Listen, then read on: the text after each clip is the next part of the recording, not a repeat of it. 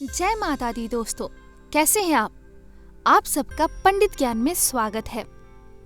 आज मैं आपको बताने वाली हूँ हनुमान जी ने अपने जीवन में बस एक ही युद्ध हारा था, वो भी एक योगी से। एक बार मच्छेंद्रनाथ रामेश्वर में आते हैं और राम जी का सेतु देखकर प्रसन्न हो जाते हैं और राम जी की भक्ति में लीन होकर नदी में स्नान करने लग जाते हैं। तभी वहां हनुमान जी, जो कि एक बूढ़े बंदर के रूप में बैठे हुए होते हैं, उनकी नजर मच्छेंद्रनाथ पर पड़ती है। हनुमान जी जानते थे कि मच्छेंद्रनाथ एक सिद्ध योगी हैं, फिर भी हनुमान जी उनकी शक्ति की परीक्षा लेना चाहते थे। फिर हनुमान जी ने अपनी लीला आरंभ की और अचानक जोरदार बारिश शुरू हो गई। यह देखकर बानर रूपी हनुमान बारिश से बचने के लिए एक पहाड़ पर प्रहार करते हैं और वहां गुफा बनाने की कोशिश करते हैं। और ये सब मच्छेंद्रनाथ देखते हैं और हनुमान जी से कहते हैं कि हे बानर, तुम मूर्खता कर रहे हो। जब प्यास लगती है तो कुआं नहीं खोदा जाता। तुम्हें अपने घर का प्रबंध पहले से ही कर लेना चाहिए था। ये सुनकर हनुमान जी मच्छेंद्रनाथ को पूछते हैं कि आप कौन हैं। इस पर मच्छेंद्रनाथ कहते हैं कि मैं एक सिद्ध योगी हूँ और मुझे मंत्र शक्ति प्राप्त है। ये सुनकर बानर रूपी हनुमान सोचते हैं कि मच्छेंद्रनाथ की शक्ति की परीक्षा लेने का ये सही समय है और मच्छेंद्रनाथ से कहते हैं कि महाबली हनुमान से ज्यादा शक्तिशाली कोई भी नहीं है। कुछ समय तक हनुमान जी की सेवा करने की वजह से उन्होंने अपना कुछ ज्ञान मुझे भी दिया है, कुछ शक्तियां मुझे भी प्रदान करी है।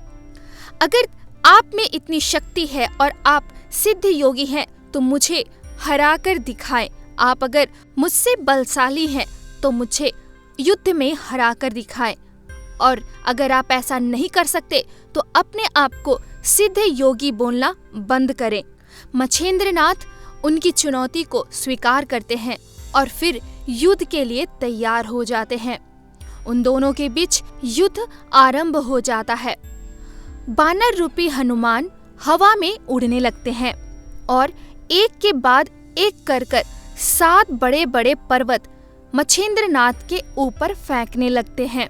मच्छेंद्रनाथ अपनी ओर आते देख पत्थरों को अपनी शक्ति से उसे हवा में ही रोक देते हैं। उसके बाद उसे उसके मूल स्थान पर रोक देते हैं। इसे देख बाहुबली हनुमान को क्रोध आ जाता है और वो मच्छेंद्रनाथ पर फेंकने के लिए एक बहुत बड़ा चट्टान उठाते हैं। ये देखकर मच्छेंद्रनाथ ने समुद्र की कुछ बूंद पानी लेकर वात मंत्र का जाप किया और उस पानी को हनुमान जी के ऊपर फेंक देते हैं।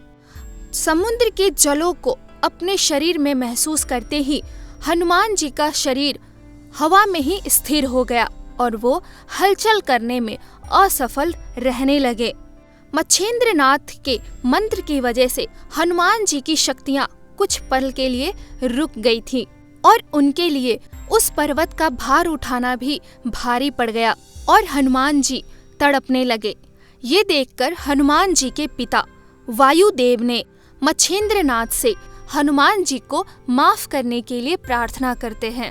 वायुदेव के कहने पे मच्छेंद्रनाथ ने हनुमान जी को मंत्र मुक्त कर दिया और तभी हनुमान जी अपने असल रूप में आ गए और मच्छेंद्रनाथ से कहा कि हे स्वामी, आप तो स्वयं नारायण का रूप हैं। ये तो मुझे पता ही था, लेकिन फिर भी मैं आपके शक्तियों की परीक्षा लेना चाहता था। कृपा करके मुझे माफ कर दीजिए। ये सुनकर मच्छेंद्रनाथ भी हनुमान जी को माफ कर देते हैं। अगर आपको हमारी ये वीडियो पसंद आती है तो प्लीज लाइक कीजिए, कमेंट कीजिए।